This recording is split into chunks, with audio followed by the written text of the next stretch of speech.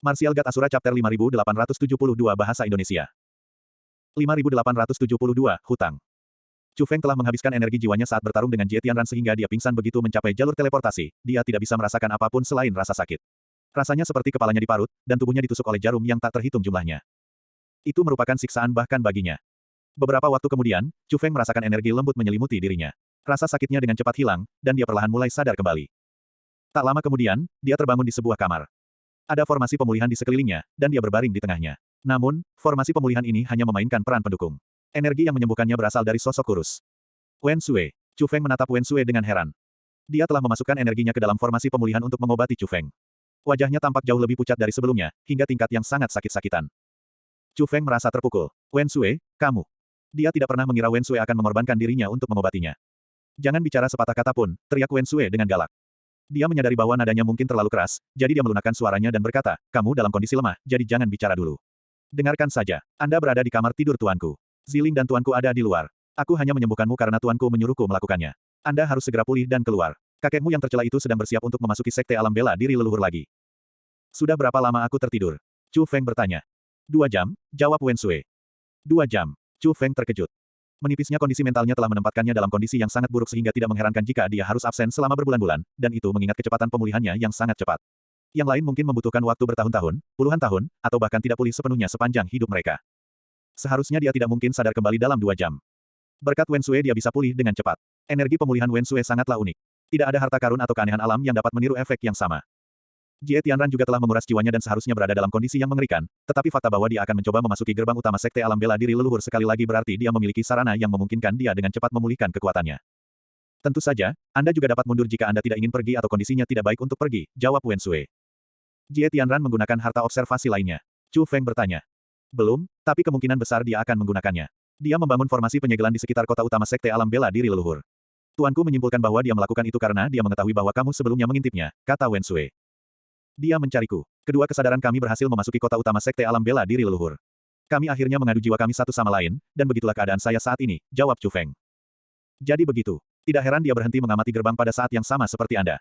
Apakah kamu akan mencobanya lagi? Wen Sui bertanya. Apakah kamu bisa bertahan? Chu Feng bertanya. Wen Sui harus membayar mahal untuk merawatnya. Meskipun dia sudah sadar kembali, dia masih jauh dari kembali ke puncaknya. Jika dia ingin berada dalam kondisi idealnya, Wen Sui harus membayar harga yang jauh lebih mahal. Junior Chu Feng, jujur saja. Saya memperlakukan Anda dengan energi yang saya kumpulkan dari melahap garis keturunan orang lain. Saya mengeluarkan yayasan saya untuk membantu Anda. Bahkan saudara pun akan menghitung utangnya. Anda telah membayar saya karena telah merawat Ziling dengan mengembalikan jiwa hidup saya, tetapi ini adalah hutang baru. Bagaimana kamu berniat membalas budiku atas hal ini? Ini akan menjadi hutang yang sangat besar, dan sayalah yang akan mengambil keputusan untuk ini, kata Wen Sui.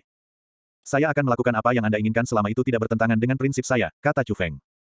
Oh, kamu mengaku sebagai orang baik sekarang. Wen Sui bertanya.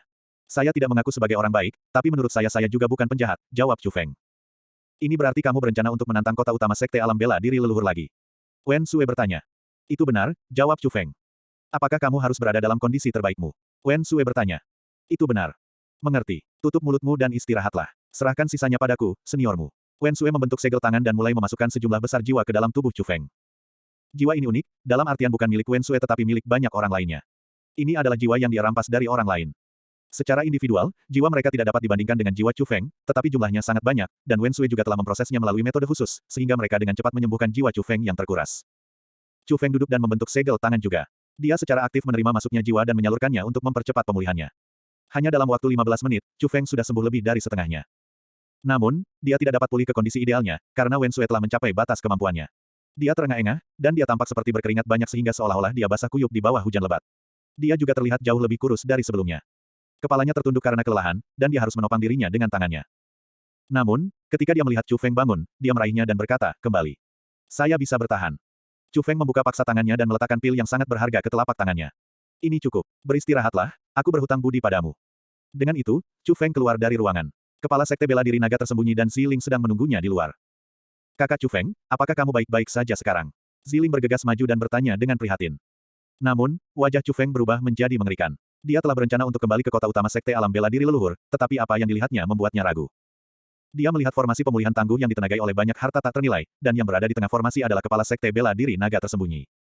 Kepala sekte juga berada dalam kondisi yang buruk. Saat itulah Chu Feng akhirnya mengerti mengapa sekte memberitahunya bahwa ada batas waktu 2 jam. Apapun yang lebih dari itu akan sangat merugikannya. Ziling juga tidak dalam kondisi baik. Dia pasti membayar mahal untuk menyembuhkannya. Chu Feng, ini adalah kesempatan langka. Cepat masuk ke formasi teleportasi, kata kepala sekte itu. Mengetahui apa yang dia khawatirkan, dia menambahkan, saya akan bertahan. Aku tidak melakukan ini untukmu, melainkan galaksi bela diri leluhur. Warisan sekte alam bela diri leluhur adalah milik galaksi bela diri leluhur kita. Seharusnya tidak jatuh ke tangan rumah suci tujuh alam. Saya memerintahkan Anda dalam kapasitas saya sebagai kepala sekte untuk pergi ke sana dan mengklaim warisan itu. Kakak Chu Feng, masukkan formasi teleportasi. Aku akan mengawasi tuanku. Saya tidak akan membiarkan apapun terjadi padanya, desak Ziling. Anda tidak boleh membiarkan apapun terjadi pada kepala sekte, kata Chu Feng kepada Ziling melalui transmisi suara sebelum memasuki formasi teleportasi. Chu Feng merasakan beban berat di pundaknya, tapi itu hanya menambah semangat bertarungnya. Dia berhutang pada Wen Sui dan kepala sekte sekarang. Dia bertekad untuk membalas budi mereka, tapi lebih dari itu, dia juga tidak berencana mengecewakan mereka.